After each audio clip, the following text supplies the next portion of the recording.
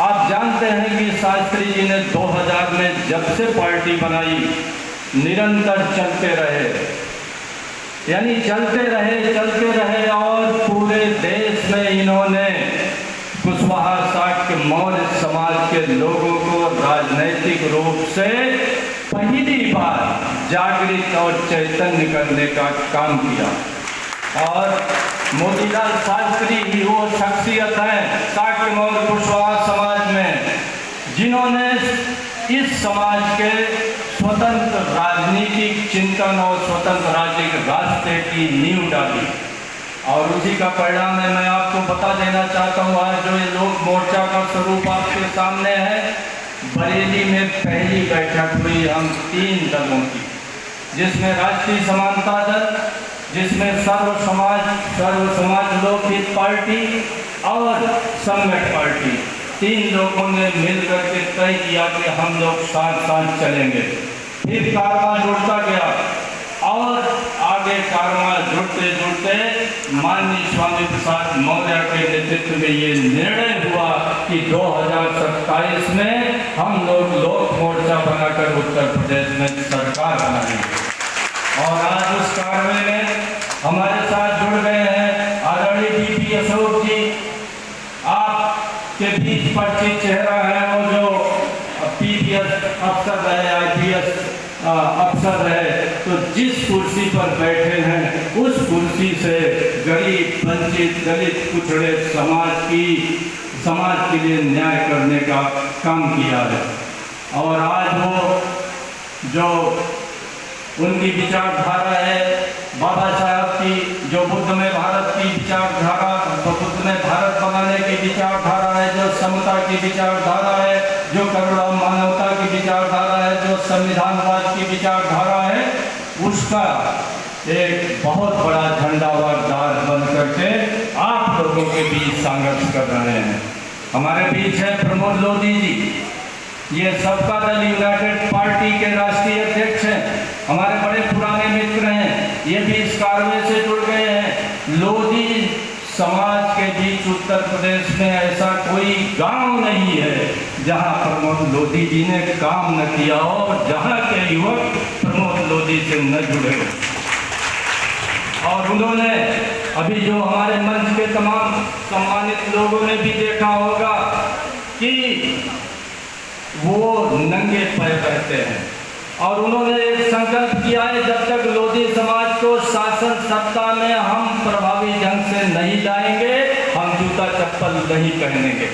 और मैं समझता हूँ कि प्रमोद लोधी जी का ये संकल्प 2027 में निश्चित रूप से पूरा होगा और उनके पैर में अब जूता चप्पल पहनने के दिन आ गए हैं। हमारे बीच घनश्याम कोरी साहब है, लंबा राजनीतिक कैरियर है और उन्होंने कोरी समाज को, दलित समाज को आगे बढ़ाने का काम किया। सम्राट अशोक क्लब के जो राजनीतिक दल बना उसके सर्व लोकहित समाज पार्टी के राष्ट्रीय अध्यक्ष माननीय सत्यनारायण मौर्य जी हम लोगों के बीच हैं। और आज के मैं जिनका विशेष रूप से नाम लेना चाहूँगा, माननीय दिनेश ठाकुर जी, आपकी 8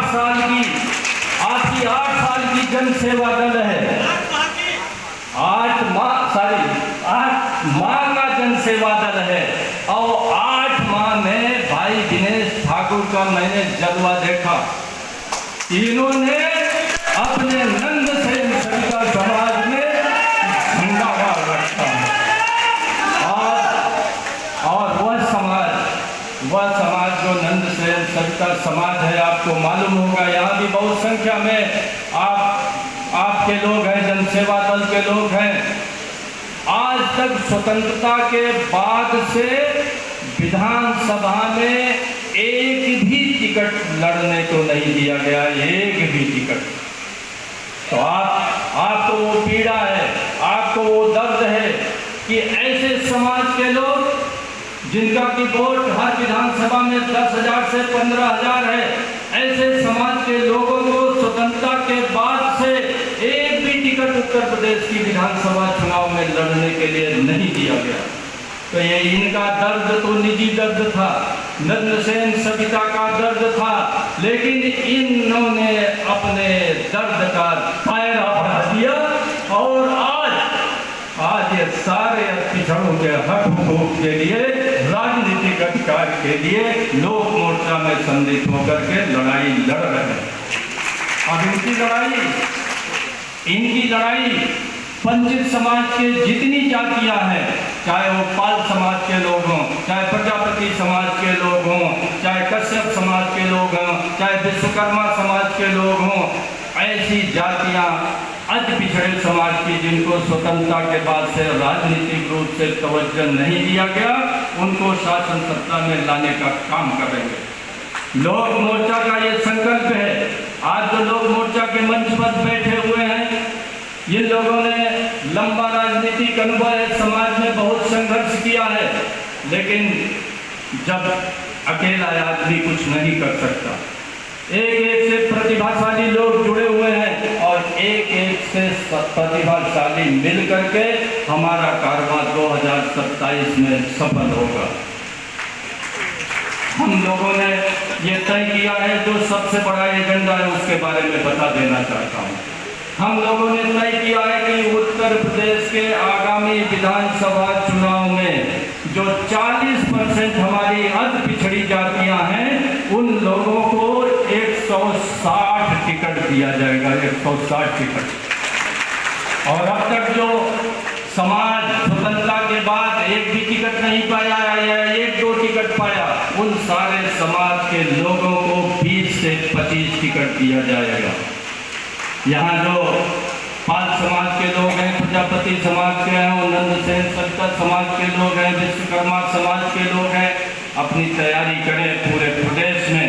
और लोक मोर्चा माननीय स्वामी प्रसाद की अगुवाई में आपको कम से कम 20 से 25 विधायक बना करके आगामी विधानसभा में भेजेगा। मित्रों, 2027 में बीजेपी आनी चाहिए नहीं आनी चाहिए। बीजेपी तो नहीं आनी चाहिए। क्यों नहीं आनी चाहिए? हमारी शिक्षा चौपट कर रही है, हमारा रोजगार चौपट कर रही है, हमारा आरक्षण चौपट कर रही है, हमारे मान सम्मान को कुचल रही है, हमारे बहन बेटियों की इज्जत आए दिन लूटी जा रही है। और हम सभी पिछड़े, दलित, अल्पसंख्यक, आदिवासी समाज के लोग इस तानाशाह, भ्रष्ट और ये धर्मान उत्तर प्रदेश की बीजेपी की सरकार में सभी त्रस्त हैं। लेकिन बीजेपी जाए, सपा आए, क्या ये सहमत है भाई? बीजेपी जाए और समाजवादी पार्टी की सरकार बने, क्या सहमत है आप? नहीं सहमत हैं। तो जब बीजेपी जाए और सपा न आए, इसलिए हम लोगों ने ये तय किया है कि लोक मोर्चा की सरकार बनाइए। लोक मोर्चा पूरे 403 सीटों पर लड़ेगी। लोक मोर्चा के सारे हमारे लोगों ने माननीय स्वामी प्रसाद मौर्य के नेतृत्व में ये संकल्प लिया है कि हम सभी लोग लोक मोर्चा के लोग ही 403 सीटों पर लड़ेंगे। हम किसी से गठबंधन करने नहीं जाएंगे। नहीं जाएंगे। और जब हम आएंगे तो शायद आपको मेरे बारे में थोड़ा कम पता होगा। मैं IAS अफसर रहा, हमारे भी माननीय VP अशोक साहब IPS अफसर रहे, और मैं तो अपने समय का हाई स्कूल का भी टॉपर हूँ, इंटर का भी टॉपर हूँ। इलाहाबाद यूनिवर्सिटी में 65% पाया प्रथम श्रेणी। हमने MA भी प्रथम श्रेणी में पास किया। PCS सेवा में पहले अटेम्प्ट में आ गया। तो हम लोग लंबा अनुभव है। हम लोग जानते हैं, गांव से लेकर के विद्यालय की बात, चिकित्सालय की बात, गांव की बात, किसान की बात, मजदूर की बात, शिल्पकार की बात, हम सभी बात जानते हैं। और आप आश्वस्त रहिए, आपका दर्द लोक मोर्चा का दर्द है। आने वाली जो सरकार होगी, आज बीजेपी शिक्षा चौपट कर रही है और लोक मोर्चा की सरकार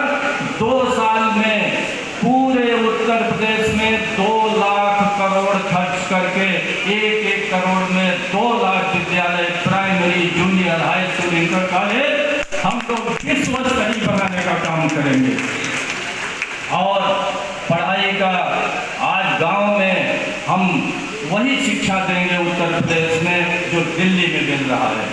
आप आश्वस्त करें कि आपके बीच केजरीवाल से भी प्रतिभाशाली लोग हैं, केजरीवाल से भी संकल्पशील लोग हैं और केजरीवाल से भी बेहतर स्वास्थ्य, चिकित्सा, बिजली, शिक्षा, रोजगार और आपके मान सम्मान की रक्षा कर सकते हैं।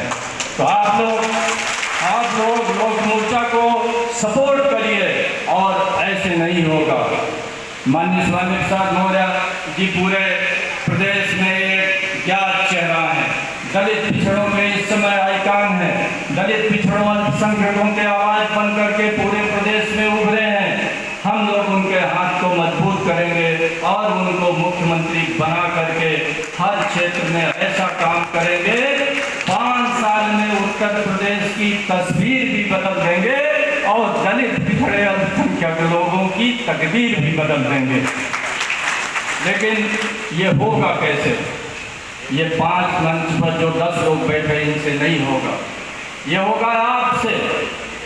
हम लोग तो एक रास्ता खोजे, सब लोग मिल करके अलग अलग दिशाओं में चल रहे थे, अलग अलग दिशाओं में उनकी शक्तियां विभाजित हो रही थी, लेकिन हम लोगों ने तो मिल करके हम लोगों के पास जो फॉलोइंग हो उसको एक मुकाम पर एक जगह जोड़ने का काम कर रहे हैं। लेकिन सबसे ज़्यादा जोड़ने का काम आपको करना पड़ेगा। आपको गांव-गांव, परिवार-परिवार, जन-जन तक ये संदेश लाना पड़ेगा कि बीजेपी की आजताई सरकार से, बीजेपी की तानाशाही सरकार से अगर निपटना है तो लोक मोर्चा की सरकार बनानी पड़ेगी और कोई विकल्प उत्तर प्रदेश में नहीं है। और माननीय स्वामी प्रसाद मौर्य को आगामी 2027 में लोग उत्तर प्रदेश का मुख्यमंत्री बनाना पड़ेगा आपको। मैं ये भी आश्वस्त करना चाहता हूँ कि ये लोक मोर्चा जो बना हुआ है सब पढ़े लिखे लोग हैं, अपने अपने क्षेत्र में संघर्ष किए हैं, लंबा सबका अनुभव है और इस अनुभव का लाभ आप लोगों को हर क्षेत्र में मिलेगा। और लोक मोर्चा की सरकार किसी एक व्यक्ति की सरकार नहीं होगी, किसी एक परिवार की सरकार नहीं होगी, किसी एक जात की सरकार नहीं होगी। हम सब लोग जितने जातियां हैं सब समूह में मिलकर के उसको चलाएंगे, कलेक्टिव ढंग से चलाएंगे, सामूहिक निर्णय होगा, कॉमन मिनिमम प्रोग्राम बनेगा और हम लोग अपना जो संकल्प पत्र जारी करेंगे उसके एक एक बिंदु पर आप कान ऐड करके माननीय स्वामी प्रसाद मौर्य से उस एजेंडे को लागू करा सकेंगे। इस प्रकार की व्यवस्था लोक मोर्चा में की जा रही है।